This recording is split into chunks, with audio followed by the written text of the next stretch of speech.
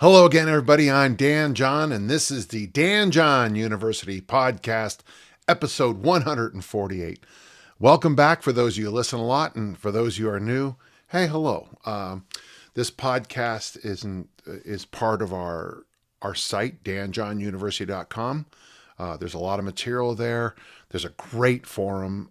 There's the workout generator, which by itself is worth joining up. And the first 2 weeks are free, and so try it out anyway. We have, thousands of pages of downloadable books, articles, and a whole bunch of other stuff. You're welcome to join. If you have questions for this podcast, just email them to us at podcast@danjohnuniversity.com. I do my best every week to try to answer every question. I didn't think last week's podcast was very good. I blame myself. I had a lot of noise in the house. My grandson had a screaming fit. My dog barked almost the entire time. I don't know what was going on in the universe, but I made a vow to make this week's better and brighter than ever. So hopefully I won't have a dozen interruptions during the podcast, as can sometimes happen. So let's get started, okay? Let's go. This question from Jack. I recently saw an article discussing the optimal ways to develop strength, with barbells powerlifting almost dominating the conversation entirely. That's not unusual. When people say in our world, when you say strength train, very often they'll slide right back to just basically bench, squat, deadlift. But of course, my strength was developed by the Olympic lifts, and you can get strong doing all kinds of things. And this is where the question goes on. However, I saw an article sometime after this discussing the strength kettlebells can and often do develop, and how it was a different kind of strength. Just as a warning, as you get deeper and deeper and deeper into strength and conditioning, all of a sudden all these new definitions start showing up, like absolute strength, speed strength, and then all these variations. And sometimes they'll even put it on a line, and I don't like that. And then there's another line that people put on, and they'll put like endurance here on the one far end, and they'll put like deadlifting, strength on the absolute far end. And I just don't think life works that way. And it's not a good way to prepare an athlete. If you have an athlete who can only have one short burst, 0.2 seconds, boom, that's great. Most plays, I think, in American football last from 6 to 8 seconds. So, you have this athlete go boom, and then nothing happens. That won't help out. And if you have a person who specializes in running, 100 miles a day, they might be in great shape to compete in an American football game or rugby game the whole time. But the collisions might take their toll. So I always worry about making those variations a little bit too chopped up. We can move on.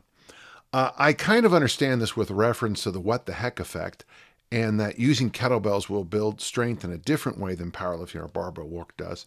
But I was curious what your opinion would be on actually building a different kind of strength using exclusively kettlebells, assuming this is what the article meant. I'm going to finish the sentence and I'll come back and I'll just give you the standard answer, because I think it's a good answer. I feel the strength, no matter how you frame it. See, and I agree with you. So, Jack, we could almost stop right there. Yeah, I agree. I'm not a big fan of somebody who says you can only get strong doing this or that. You can only get endurance by. Back when running, the cardiovascular world was just jogging, and they used to call it LSD, long, slow distance, garbage miles, junk miles. And the truth is, you can put a lot of time on the pavement running and really not improve a lot of qualities, and even get in some trouble sometimes because of those issues with the joint injuries you can get from a lot of garbage miles. we'll move on. I feel like strength is strength no matter how you frame it, but there may be an argument to be made for the specific skills that one could transfer better from one modality than the other. So the advantage of kettlebells is that you can do those high repetition ballistic work that you really, I cannot, I mean, the workout that shall not be named, they do those, you know, they for time race up to 30 reps in the clean or whatever they do, and then they mix snatches with this or that. I'm not a fan of that. The kettlebell is a great tool for high repetition ballistics. That would be, you know, like I have the 10,000 swing challenge, which has become popular again because T-Nation keeps reprinting the same article I wrote.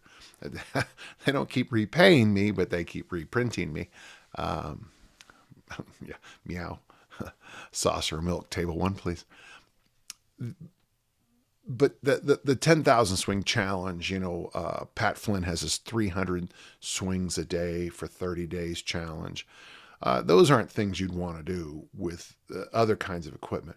Now, you can, with dumbbells, do things that are similar, but the hinge in the kettlebell is why I think there's so much value to it, where people tend to dead hang stuff in the dumbbell more.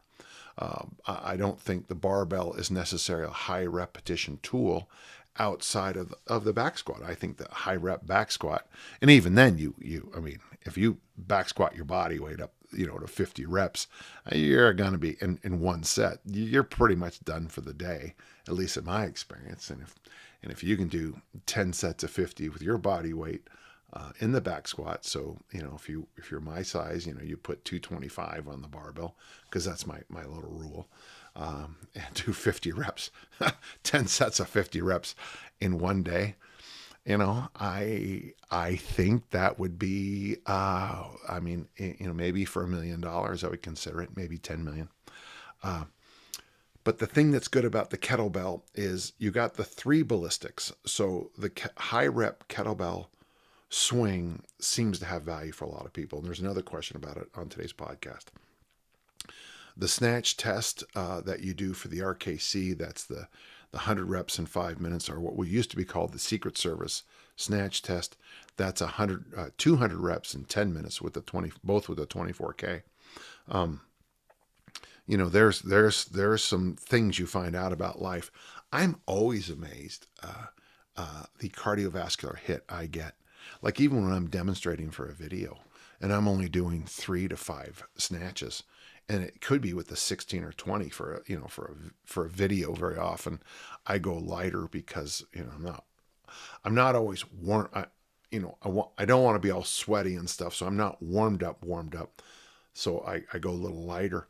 And even after 3 or 5 snatches, I'm like, and I try to act like I'm not breathing hard, but I am breathing hard. So, and the third is the clean. And actually, double kettlebell cleans done correctly can really have a hit. And I hate to say cardiovascular, but let's just say your whole system. And when you do, if you did a set of, say, I don't know, 20 double kettlebell cleans with a decent load, and stay tight, you know, you finish here, and you know it's swing clean, swing clean, swing clean. You'll get a very interesting cardiovascular hit, but also work capacity hit on the other side. So I think that is one of the things that makes kettlebell so good. On the ballistic side, you can get all kinds of qualities work, especially what I call it snapacity. That's when you combine snap, which is that explosive movement, with work capacity, snapacity. For strength, you're moving load. It doesn't matter what the load is. The load could be a bed, a couch, a rock, sandbags, kettlebells, dumbbells, barbells.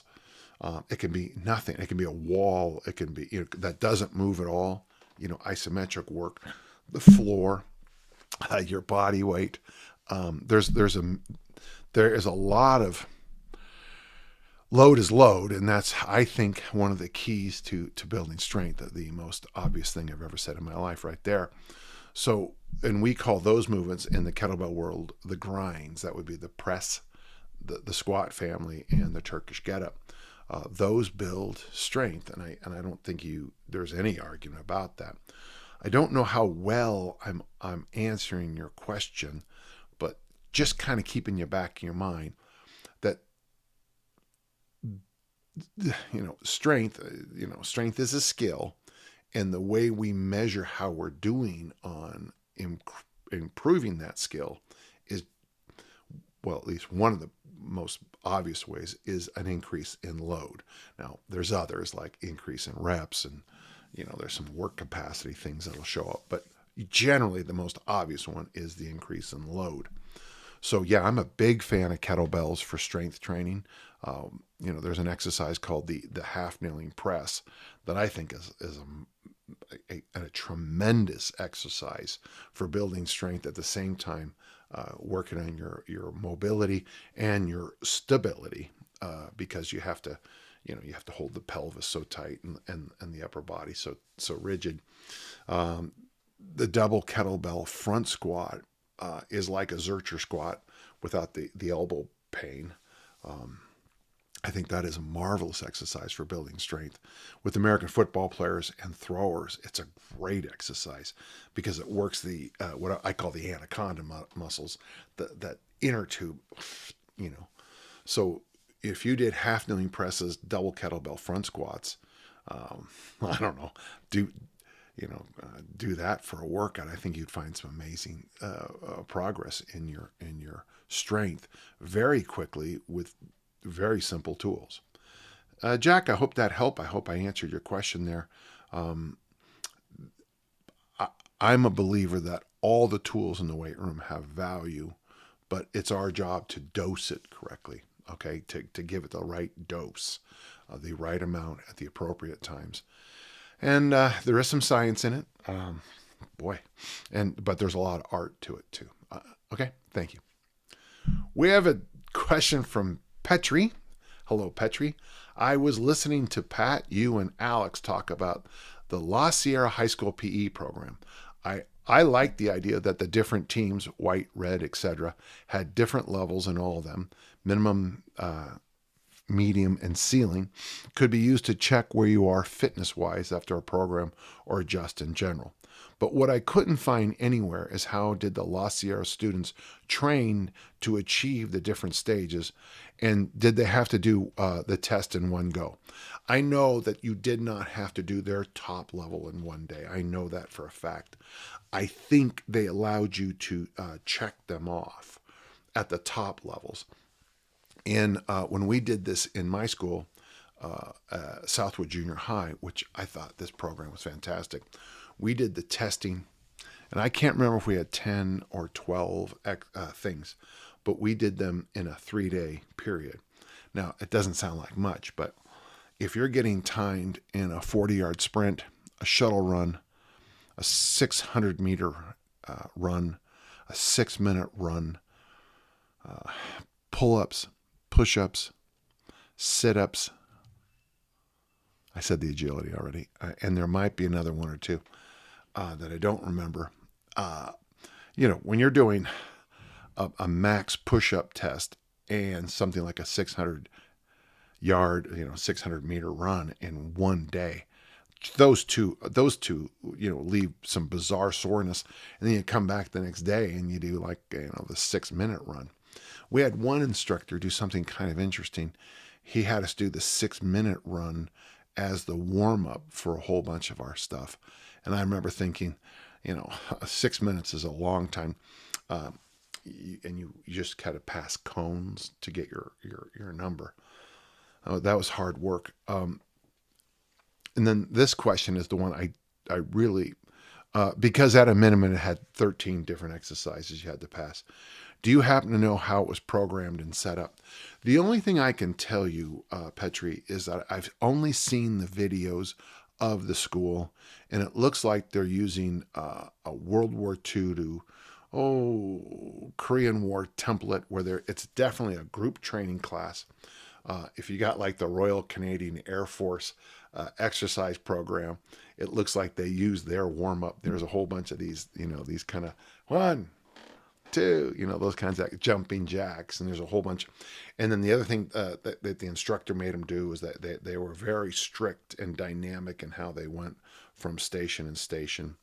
They seemed to do a lot of pull-ups, dip work, and rope climbing. A couple of states here in the United States have banned rope climbing in high school because it's too dangerous. And I think to myself, so the administrators are more worried about the rope climb than active shooters, but I'll just stop right there. Do I know how it was programmed and set up? I do not. I know in my school we had one practice round in the first quarter, and then the second, third, and fourth quarter we had the tests. And like I said, it was 3 days, and it was 3 hard days. I'll be honest with you. I had practice, so I had 6-period PE, and we had practice right after football, soccer, track and field. And I just remember, when it was a time to go to practice, there'd be we were lucky. Those of us in 6-period PE, we had this, we were already in our gear, basically. We just maybe had to put on shoulder pads, helmets, stuff like that, or slide into our practice gear for soccer or track and field. But just remember sitting around going, oh, I can't believe it's time to go work out, One of the things I was always impressed with, and this is something that's hard to repeat on this Petri, is the use of the swimming pool. Not a lot of schools would have swimming pools. Back when I was young, all of them did. But again, for those of you who are not Americans, the lawsuit culture in America has closed down. Swimming pools, rope climbs, playground stuff, a whole bunch of stuff. So I do not know, but watching the videos gives you a sense that everybody was training hard, and if you really wanted to push it, as I was told by Coach Giacchetti, is that those of them who wanted to move to the higher rungs talked to the instructor, and they set up dates to do the tests. And I think I'm right in saying you could do the tests over a long period of time. So you could train yourself for the mile swim. You could train yourself for the treadmill, treading water with your hands above, for the 10 minutes, I think it was. And you had time to work from one to the other. I hope that helps. Thank you. We have a question from Stephen. What's your opinion on training twice a day? I'm a big fan if you're an athlete. Lifting weights in the morning and cardio going for a run in the afternoon, evening. In your experience, is this model of training sustainable? Is that sustainable? Yeah, it can be. I mean, you have to have some discipline. Like if you're in a situation like I have, where you have your own home gym. I've trained double sessions. A lot of my career, I trained twice a day. Oh, yeah, I would say. I mean, I could probably, for sure. I mean, I was just looking at my journal from '91 the other day. Yeah, I have double sessions in '91, quite a bit. Oh, that's not my journal. But wrong book. So yeah, you can pull it off. The only thing is, and I think there's value to it. I think the number one value is that I'm lifting weights and then I do my sport practice. At Utah State, what I learned to do, because it was so cold, is throw and then lift weights after. And the reason was it was really hard to lift weights, get all sweaty, and then go outside in Logan, where it is just freezing cold for months and months and months of the year. At Skyline, I did the same thing because we had track practice about 1. I couldn't train with Dick until about 3 o'clock. And that worked out nicely because, Skyline College is the coldest place on the planet Earth, not because of snow, but because of fog. So yeah, I think it's sustainable. I think there's a lot of value to it. The only thing is, it is 2 sessions a day, and you got to have the life kind of set up that way. Back in the late 2000s again, when I started coaching full time, Coach Barbiero and I would train during our free, we had three, it was a different kind of schedule. It was hour and a half classes. So we would teach three blocks a day and have a free block. And one of the things we would try to do is train. I would work out during that free block that we had. And then after schools, when I did my Highland Game training, my discus throwing, that was sustainable because it was, I was a strength coach, so I didn't shower after I lifted weights. And if I went to a meeting, we stunk. And that's just the way it was because we were coming from that wing of the school. When I was teaching, and a year or two later, I was teaching one block academically, and I had to shower. And this is an odd story, but Stephen, showering reminded me of how difficult it was to work in 2 sessions a day and a typical life. There's a lot of value in it. I think it allows you to focus on what you're doing at the time. The downside is just making it fit into a normal life. He has a follow-up question. If you had to offer one piece of advice to a graduating high school group of children, what would it be? Well, actually, I have a free book on the website, From Dad to Grad. I would much rather talk to an 8th grade graduating class versus a high school one, and I'll tell you why. In the 8th grade, the buffet of life, when you're 13, the buffet of life is still pretty wide open. Every decision you make in high school, whether it's to go out cross country or football or nothing, whether it's to be in the drama club or the debate club or go home and smoke dope and play video games. Every decision you make, whether I would approve of the decision, so being active and doing things, or I would not approve of it, not doing a damn thing and just smoking dope and eating Cheetos, no matter what, doesn't matter. Every decision you make in high school cuts down your options for the rest of your life. If you say to me as you're going into your freshman year of high school that you want to go to an elite academic university and you decide not to do your homework because you want to stay up late at night, you don't get your sleep in, you're not active. By the time you get done with your first semester, because of your grades, you've probably already eliminated some of the most outstanding universities in America. I consulted with one of America's most elite universities, and it was interesting having the conversation. I think I brought a lot to the table, but one of the things the head track coach said to me, he goes, first day, the first thing I do is I sit down with my new athletes and I say, I got bad news for you. How many of you are valedictorians? And all the hands go up. How many of you are all American? All the hands go up. How many of you got straight A's? All the hands go up. And he said, okay, here's the deal. At this university, everybody in your class was valedictorian with straight A's. And the difference between them and you is that you're also a full-time athlete. So while you're training here, they might be studying or doing extra work or, writing, some 500-page dissertation on the Spanish-American War or something like that, while you're throwing the discus or running hurdles. And he warns them that you're going to see B's and C's for the first time in your life. But to get there, every single student in the school got straight A's, maxed out all those collegiate entrance tests, is born smarter and has some built-in advantages that you don't have. So by the time you finish the fall of your freshman year, your decisions are already shrinking. And by the time you get to be a senior, you probably have a much narrower view.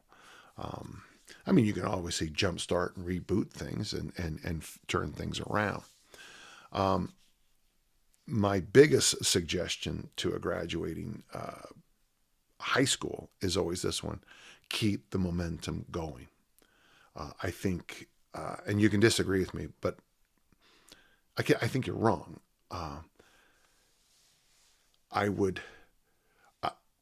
From my experience, my most successful former students are the ones who did a spring sport and stayed active. I can think of one student who, everyone else, was, partying, and there was this big project. I think it was a video yearbook or something like that. And this student and another student basically finished the thing off with several nights, late nights, getting all this stuff done. And they finished the project. They got it all printed off. They took care of all this stuff. They graduated. There was still some stuff they had to finish. They came back the week after graduation, and they talked about in the fall, and they both went off, and they took they graduated 4 years from university. Here's my point. Keep the momentum going. Don't say, I'm just going to take a year off. And like the one guy I knew in high school who said, yeah, I'm not going to go to college this year. I'm going to just get really strong in the weight room. Same kid who never lifted weights all 4 years in high school was now going to start lifting weights. Well, at our reunion, he was still, still living in his mom's basement. He never did anything. The key when you graduate from high school is momentum. Keep going. Prepare yourself, get a job, stay busy all summer. Do what I did. I graduated from high school on a Saturday night, and I started at Skyline College the following Monday in a class. If you can take an English class, take one. I took English and weightlifting the summer before I started school, and by the time the fall rolled around, I knew where every bathroom was on the campus. I knew where the cafeteria was. I knew all kinds of things. And I think that's the secret. Keep the momentum going. And of course, my dog has to bark right there. All right, my friend, thank you. Good questions. We have a question from Joe. I'm almost 45 years old and weigh around 215 to 220 most of the time. Yeah, me too. In my younger days, I had a PR of a 425 touch and go. I guess it must at a PR deadlift. It must be touch and go deadlift, bench maybe. 2 years ago, I managed a 405 single, no lift off competition pause. The same day, I took 430 just for giggles, no lift pause, and I got off the chest. So it is bench press, but only 3 or 4 inches. I've done almost everything you can imagine, but I feel like 400-ish is my genetic limit. My short-term goal is 430 for a lifetime PR with an ultimate goal of 500, but that seems pretty impossible at this point. Do you have any ideas how I can break through the 400-pound barrier? Well, I guess the only thing I'd say is you've already broken through the barrier. This is this is a very specific powerlifting question. The biggest question you have to ask yourself at 45 is, why am I doing this? But, you've been around long enough that continuing to just stick with the good old fashioned progressive resistant exercise is probably not going to do a lot of good for you. I would argue if you could get someone knowledgeable to look at your bench press technique. We know in the bench press that you need, extremely strong ab wall. Your lats and your triceps have to be locked down strength-wise. So to do that, you're going to have to do some exercises that, really, so you got that tricep lat bounce that come off. I would suggest, you look into things like board training. We used to use cushions, but now I guess people are using boards. But we used to use those bounce pads, and I still think bounce pads have great value for throwers. But so, maybe put 2 or 3 boards here, and I think they actually make them now that someone can hold it on there. There's a little handle on it. Do a couple of weeks of 3 board benches, a couple of weeks, 2 board benches, a couple of weeks, 1 board bench, and do that overload. But you can't just, I don't think at the numbers you're at, you can just keep sticking at the standard bench, like as a thrower, 2 workouts a week and all the magic happens. You're going to have to do things like board bench presses. You probably should use chains. I know a lot of people push bands. I'm not a big fan of bands. I like them for hip thrusts, but maybe I just don't know how to set them up well enough. But I like chains. I like the ones from Bigger, Faster, Stronger, where the chains also have collars. I think you need to do a lot of work with the chains, a lot of work with boards, and you're going to have to get a community around you a little bit, because a 500-pound bench, I mean, I don't know how you could do it as a home trainer. That would be highly dangerous. But yeah, that you want to slide over to the powerlifting community. Obviously, I'm a big fan of the insights Dave Tate and the West Side community have. Jim Wendler.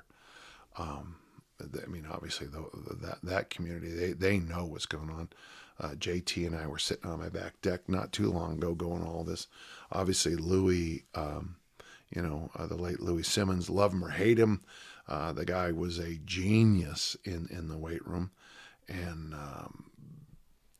there's not a lot that isn't available online. If you were going to look at the other two lifts in addition, I would also recommend the work of Stefan or Stephen Court. But yeah, you need to take this seriously. Once you move into this area, which is elite performance, you need to train like an elite lifter, not just like a gym rat like myself. Thanks, Joe. We have a question from Christopher. My goal is to be a good Masters Highland Games athlete. I'm currently 35 years old. I figure it gives me 5 years to get stronger and learn the events. I'm familiar with all the basic kettlebell lifts like presses, goblet squats, swings, snatches, and the Turkish get-ups. In the past, I've competed in kettlebell sport and trained using body weight movements, pull-ups, push-ups, etc.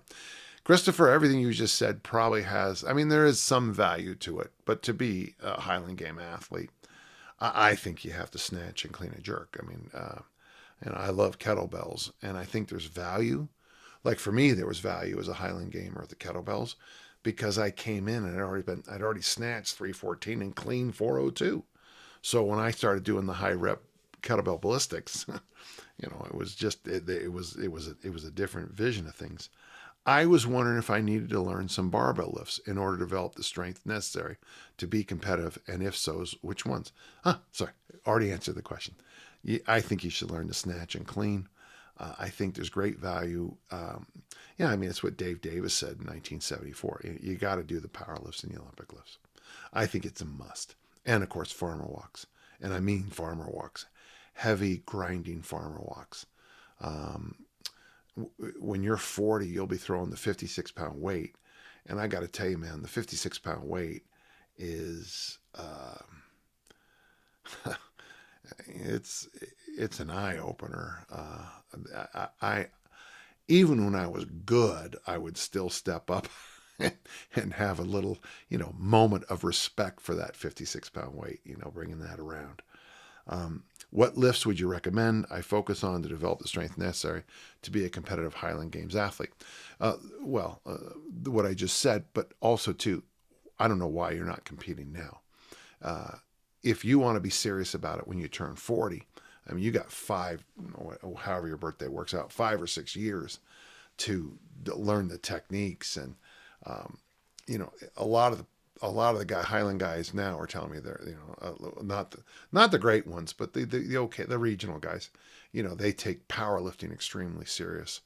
And, but the truth is in all this, Christopher, throwers throw.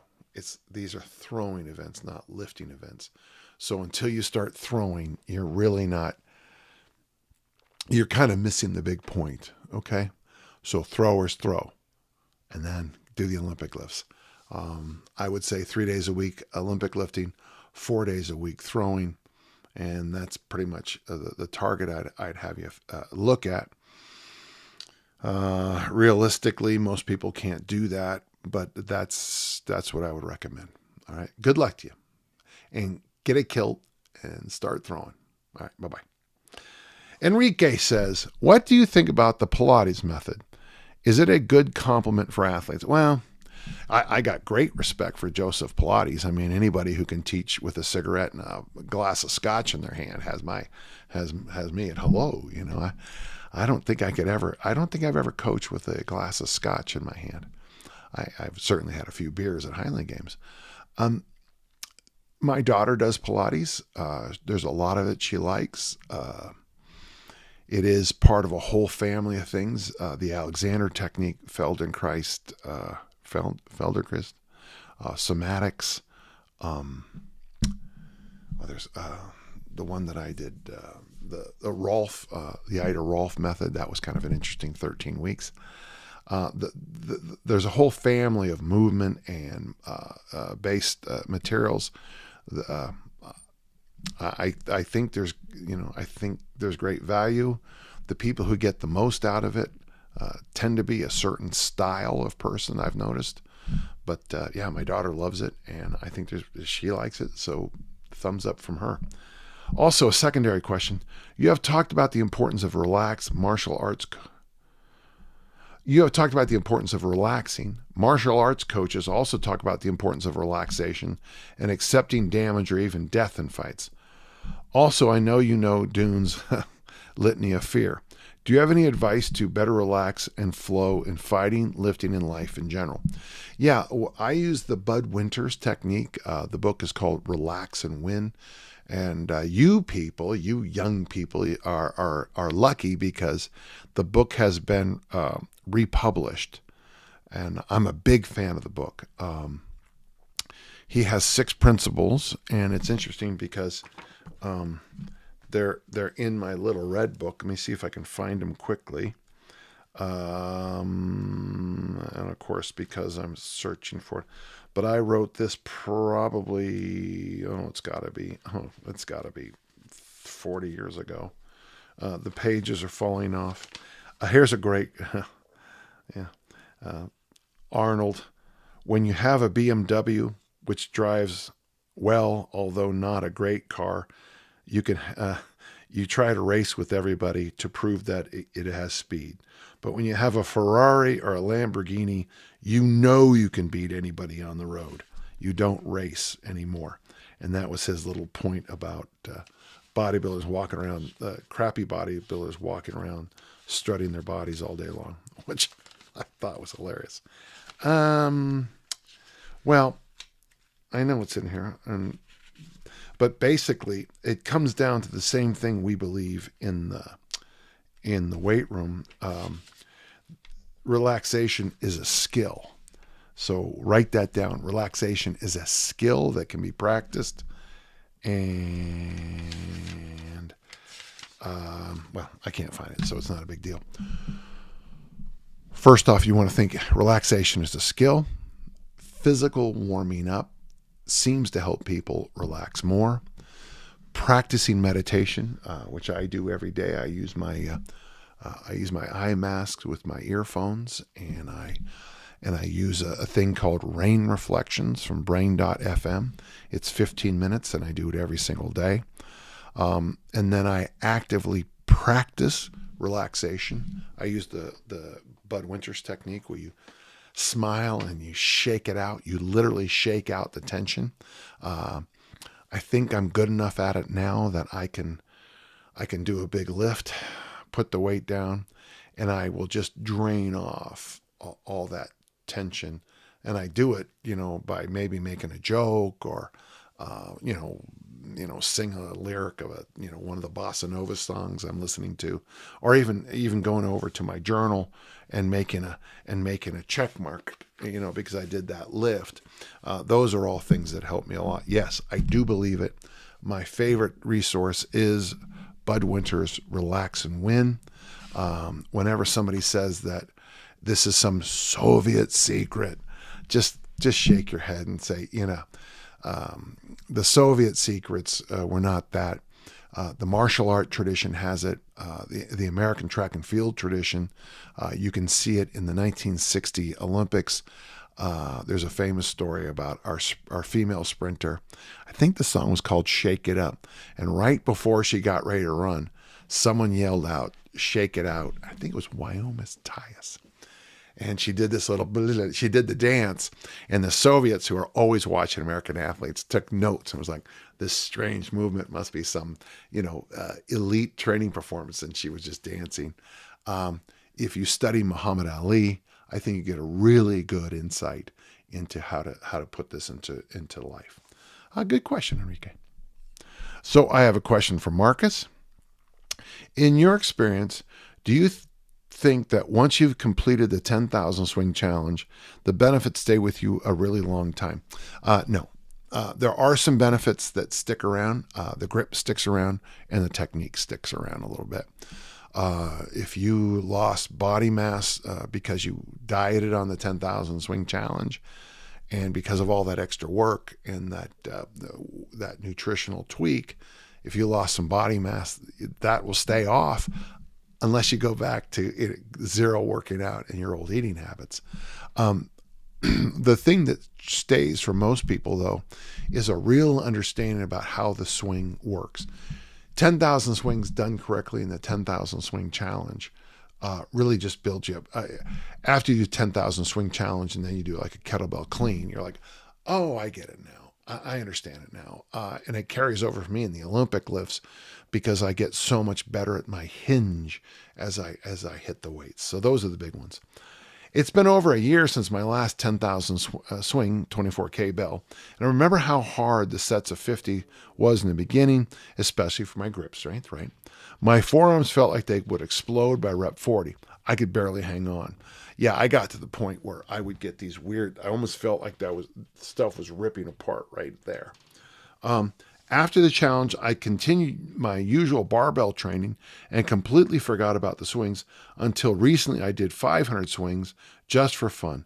Not only did I breeze through the whole thing, I also felt quite easy and my forearms felt really good in the set of 50.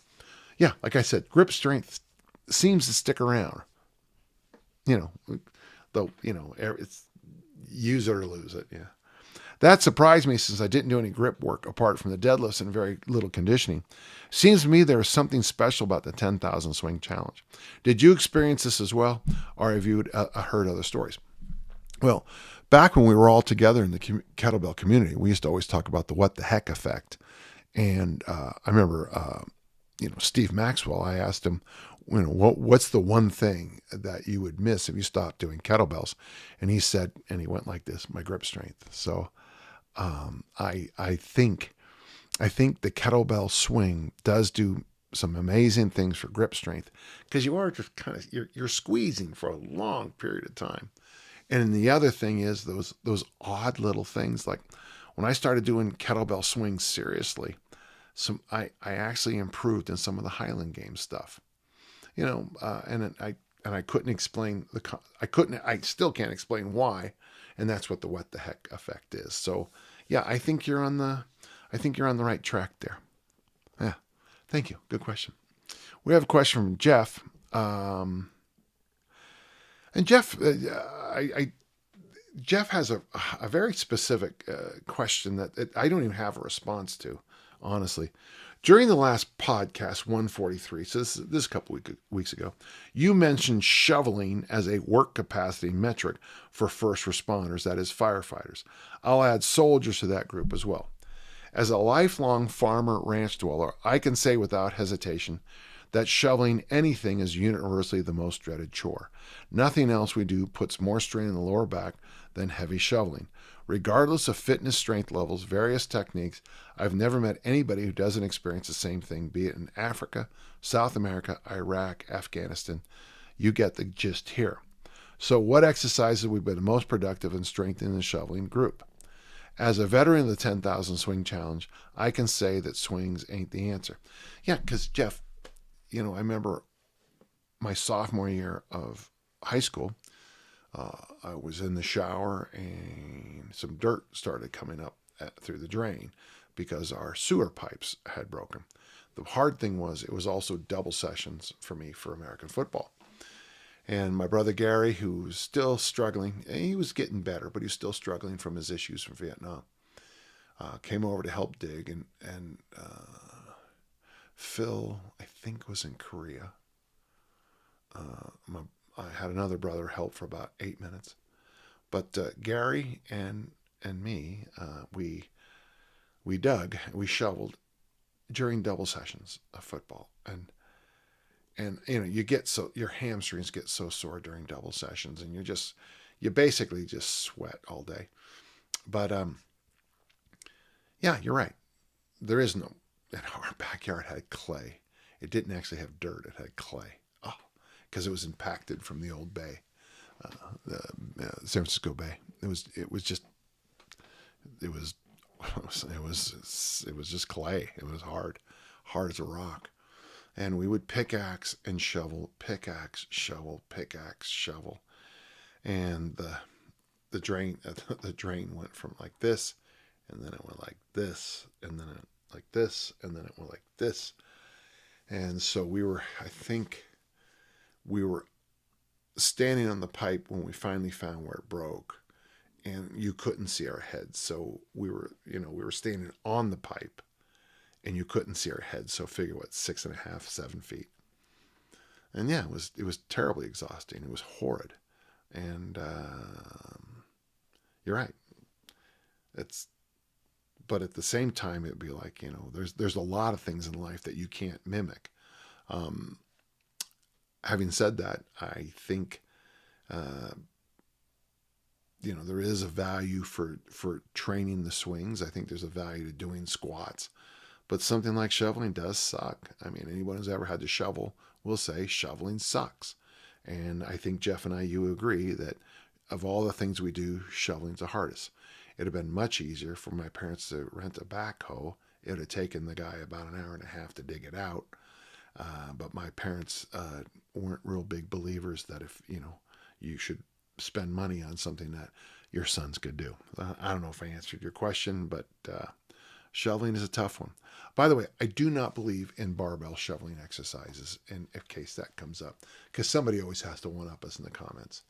I don't like that exercise. I find it just really, that lever arm on the exercise, it just really, you're one bad rep from tweaking your back for a while. So, Jeff, interesting question, if there was one there. Ben says this, and in your experience, is it worth attempting bottoms up kettlebell lifts before progressing to the next weight? The advantage of the kettlebell bottoms up, and this is the advantage, and this is why I like it so much, is you have to be totally in line.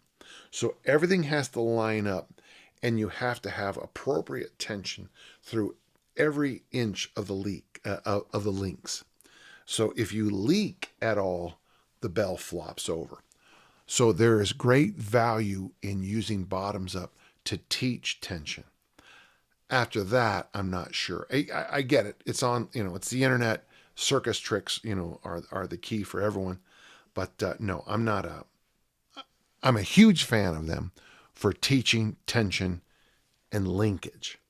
I'm not a huge fan of them for, I would say, the bulk of the population ever, because, if you have a bell here and it flops in your face, that's going to be bad. And you're going to say, oh, it never happens. Watched it happen. Watched it happen many times. I taught my athletes how to do this, and I don't anymore because of that. If so, is loaded carries and maybe presses. There is value. Stu McGill recommends this. The rack carry in the bottoms up position for shoulder stability. I was with an all-star Major League Baseball player who, before every game, does one set of double 24s, one rep, one set, double 24s, bottoms up, front squat. If he misses it, he puts the weights down. He kind of goes through a little checklist. Is it my mobility, my flexibility? Do I need bird dogs? Do I need to walk around more? Do I need to, drink some electrolytes? Do I need a nap? And he doesn't feel secure to play until he does that. And I think there's brilliance to that. I love an assessment like that. That's a very personal assessment. Please, dear God, I don't want to hear about some idiotic 10-year-old baseball coach having his whole, those elite baseball teams with 10-year-olds who are, they have the, $1,000 worth of equipment, and, they couldn't beat my neighborhood kids in a game. But, I don't do that. But I like it, the idea of a one person assessment. And then finally, Ben says, is this a show off move? Yeah, it can be. I do it sometimes, just to show off. I mean, I do it as a teaching moment to remind people, to stay focused and go after it. But yeah, there's value. Yes. Lots of value. Can you overdo it? Oh yeah. Because we overdo everything in the weight room, right? All right. Well, hey, that's it. That's it for today's questions. I really enjoyed, I thought overall that was a pretty good day. So listen, if you have questions, remember, podcast at danjohnuniversity.com. I'll answer each and every one. I do my best to show up. I look over the questions before. I prepare myself. It was interesting today that I couldn't find the thing I was looking for, but I knew it well enough to be able to just tell you, almost exactly what's in the book. Each week I sit down with my microphone and go over it, and it's a listener generated questions. So keep sending them in, and I'll keep having a podcast. And as always, I'm Dan John, and until next time, let's all keep on lifting and learning. Thank you.